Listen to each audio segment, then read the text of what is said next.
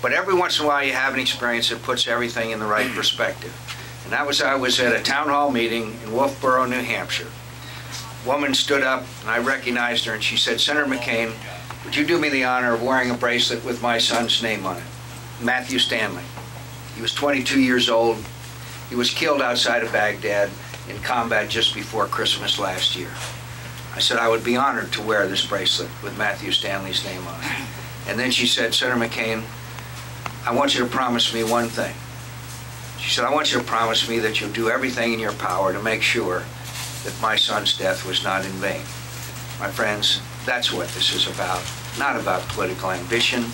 This is about winning a war so that we don't have to send future generations of Americans to fight Al-Qaeda in Iraq and other places in the world. There's a lot at stake here, and I'm grateful for your support of the men and women who are serving, and I'm grateful for your support of this effort, which I know can succeed. And I thank you very much for taking your time this morning, and I look forward to seeing you in the future. And if you don't vote for me, Henry McMaster will arrest you. Thank you very much.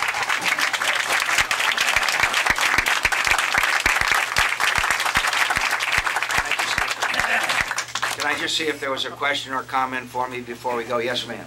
Hi, welcome to South Carolina, Senator Thank you. McCain. It's wonderful to have you. One of the wonderful things that Bush did during his presidency was commit lots of funding to HIV/AIDS around in Africa. And some of your Democratic opponents have committed $50 billion over the next 5 years towards this end.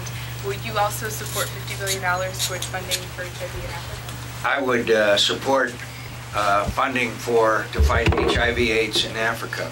And I can't give you a specific number, but I can tell you the reason why we have failed in the past is because we've just thrown money at it. And I'm glad to see people like Bill Gates and Warren Buffett and others that are going to these governments in Africa and say, "We'll give you lots of money to fight HIV/AIDS, but you got to change your government policies. You got to eliminate the corruption. So much of your tax dollars have gone to these countries in Africa, and all they did was go into some Swiss bank account." So I will be glad to spend American taxpayers' dollars to fight HIV/AIDS, but I won't spend American taxpayers' dollars to end up in a Swiss bank account. And so what I'm really proud of Bill Gates and that organization, they go to these governments, they say, clean up the corruption, make sure you're accountable for where these dollars go, and then I'll be glad to support it. But frankly, one of the reasons why we failed in the past is not because of the lack of good intention, it's been because of corrupt governments that are running these countries. But I'll be glad to do anything that I can. Yes, yes, sir. Senator McCain, what best defines John McCain, and what separates you from the other candidates? First, the one thing that defines me is that I stood 5th from the bottom of my class at the Naval Academy. If my old company officer, Marine Corps Captain Hunt, were here today, he'd say in America, anything is possible. It's hard for me to say that in some way without sounding very self-serving. But service to country, service. I've spent my whole life in serving this country. 22 years in the United States Navy, now 24 years in the House and the Senate, trying to serve a cause greater than my self-interest. So I would say that, in my view, the thing that separates me from my opponents is that I am prepared to take on the transcendent challenge of the 21st century, which is radical Islamic extremism. This is a struggle we are going to be in for a long, long time. If right after 9/11 you'd have told me that some doctors in Glasgow, Scotland, some doctors would get a message and then get on the internet and become suicide bombers, you would say that's not a likely scenario. They just made arrests in Denmark and Germany. The head of the CIA said that Al-Qaeda is trying to set up cells in the United States of America. I've spent my whole life on these issues. I've spent my whole life on national security issues. I don't need any on-the-job training. Frankly, I think it's great to have been mayor of a big city. I think it's great to have been governor of a state. I think it's great to have served in the United States Senate. I would match my qualifications, my background, my experience, my knowledge, and my vision as to how to take on this challenge as far superior to anyone else who's running. Thank you for that.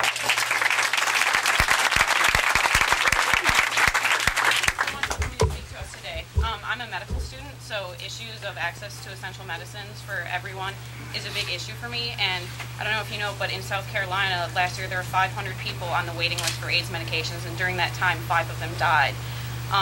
Would you support, as president, funding the Ryan White Care Act to a level where there would be no waiting list for these essential medications that prevent AIDS attacks? Yes. Yes, ma'am.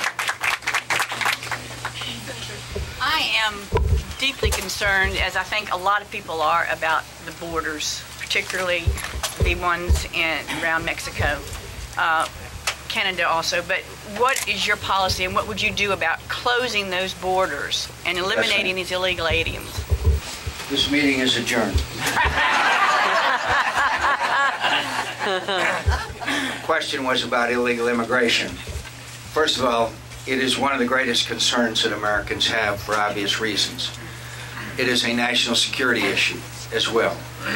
From the last debate, I got the message. The message is Americans want the border secured. We will secure the borders first. We will secure the borders first and then go on to other issues. Now, how do we do that? We do it with walls in urban areas, and they have to be double walls and they have to be manned.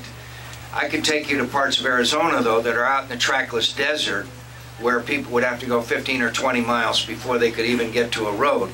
So it's more effective to use sensors and vehicle barriers and cameras and UAVs. It's far more effective than have Border Patrol agents stationed out there in the middle of the desert. You see my point? But in the urban areas, you've got to have the walls and you've got to have them manned. So we've got to secure the borders. Americans want the borders secured. Americans have lost all trust and confidence in their government in Washington because of Katrina, because of Iraq, because of wasteful spending and corruption. So one of the things that I would do initially is restore trust and confidence in the government, but one way is to have the border state governors certify that their borders are secure, whether they're Republican or Democrat, whoever they are. And then we would move on. I think we need a temporary worker program. I know we need a temporary worker program. We have to address the issue of 12 million people who are here illegally. But if you're not going to secure the borders, then how are you going to address the issue if you got people continue to come in? So I want to tell you, we'll secure the borders. We'll secure the borders, and I think I know how to do it. Thank you. And what organization do you represent? I'm from South Carolina, ETV. Good. My group manages a website called Ready to Vote. And Ready to Vote. Yes, Good. sir. I'd like for you to tell me why it's so critical for young people to get involved in the political process and make sure that their votes are counted. Thank you very much for the question. The question is, why should young people vote and get involved in the political process? Because right now, given the state of Social Security and Medicare, it's not going to be there. It's not going to be there. My friends, Americans need a little straight talk. There will be no Social Security or Medicare for young Americans because it's going to go broke. And so if I were you, I'd get involved, and I'd make sure that whoever is running would make a commitment that you would be able, when you retire, to receive the same benefits that present-day retirees are. You're paying into the system, but unfortunately, your money is now going to pay for the retirement benefits of people who are already retired. So I would argue that's one argument. And probably the strongest argument I have to you is that we are in 2 wars right now. One in Iraq and one in Afghanistan. It's not old geezers like me that are fighting it. It's young Americans that are. And you need a steady hand at the tiller. You need someone who understands the dangers in the world and someone who will keep our men and women who are serving in the military not only safe but victorious. Thank you. Will you say, are you ready to vote? Will I say that? Yes. Are you ready to vote?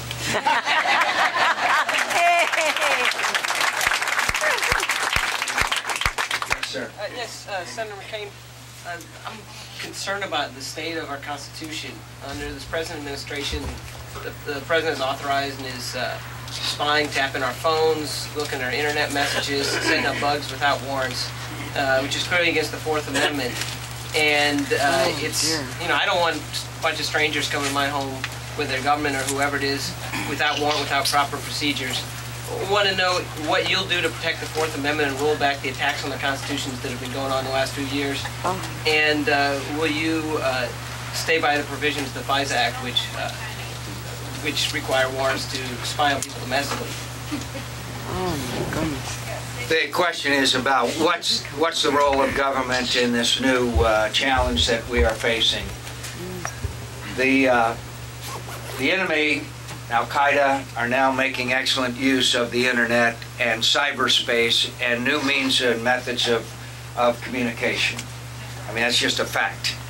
Osama bin Laden, as you know, about 3 weeks ago, was able to get a video out that he reached billions of people around the world. He was able to motivate, recruit, and instruct people who want to destroy everything we stand for and believe in. Right after 9/11, it was leaked that we were tapping the phones of some Al-Qaeda. Guess what happened after that was leaked? It all shut down. You know that at one point the FBI went to a federal judge and said, we want to follow this guy and we want to tap into his phone, and the judge said no. He turned out to be one of the 9/11 hijackers. So the point is, where's the happy medium between protecting individuals' rights and at the same time ensuring the security of the country? I think you can only reach that balance by something that's missing in Washington, D.C. today, and that is on a bipartisan basis, Congress and the President sit down and work these things out instead of trying to get political advantage every time one of these issues comes up.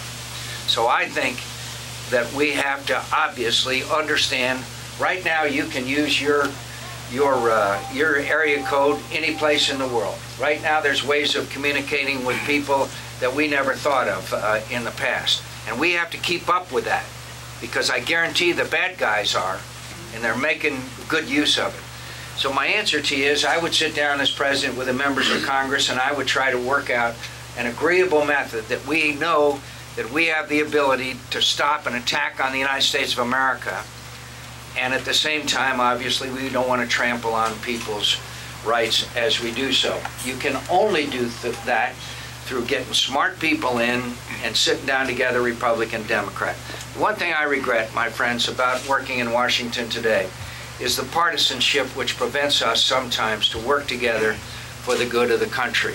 I want to tell you, I'm a proud conservative, but I will reach my hand across the aisle to the Democrats, but I'll ask the American people to tell the Democrats to reach their hand across the aisle to me. Amen. And we're going to fix Social Security. One more here. Go ahead. First of all, Senator, thank you very much for your service and sacrifice in Vietnam, as well as in Congress. I appreciate your answer on border enforcement and illegal immigration. Do you have a plan for increasing the number of H-1B visas so that we continue to bring the best and brightest around the world so that America can continue to lead? H-1B visa is to bring people who have high-tech skills into this country, and yeah, I would increase it, and I would do some other things. But I got to tell you, the American people want the border secured, and for us to do almost any other thing, even as laudable as it is, I have never seen it as an emotional issue as I've encountered on the issue of immigration. And so I've committed to saying that we will secure the borders. We have to do it. And so I understand the need for those increased visas, and I would say fine, but we got to secure the border. I sound a little bit like a broken record, but we got to convince people that that's what we need to do. Yes, sir, real quick. When I had the fortune to speak with you on your announcement tour in Greenville, and you mentioned that one of the best investments that Congress and the Bush administration made was in the fight against global AIDS, mostly in U.S.-based organizations, not really in these corrupt governments that you were talking about. Unfortunately, President Bush really reduced the rates of treatment scale when he laid out his vision for the second 5 years of PEPFAR, the U.S. Global AIDS Initiative. Do you think we can keep pace the next 5 years with the numbers of people who will need treatment? I would be glad to do whatever we can to treat people. But look, you know, there's, in all due respect, you can never spend enough money. That's the difference between conservatives and liberals. I think that there ought to be things go along with spending the money. Everybody comes to me and says, spend more money on this, spend more money on that. I have it's these people's tax dollars. I got to make sure that that money is accountable. I got to make sure that it's effectively spent. I'm not going to just throw money at a problem. My God, friends, that's why we have accumulated the massive debt we have. And I'll tell you one other thing. I will not vote, or I will veto any further expansion in government that's not paid for. I will veto any expansion of government that's not paid for. There is a $4 trillion unfunded liability in Social Security. There is a 30 trillion unfunded liability. In other words, debts that we have to pay that there's no money for. And who are we laying it on? We're laying it on this young man right here. I'm not going to do that. You know, everybody knows about the Medicare prescription drug bill. You know what? It started out, it was supposed to pay for low-income Americans who couldn't afford their prescription drugs. We expanded it. Now you're paying for mine. Now you're paying for mine. I vote myself pay raises all the time. Why should you have to pay for my prescription drugs? So, and you know what we did? We laid an $800 billion to $1 trillion additional debt on younger Americans.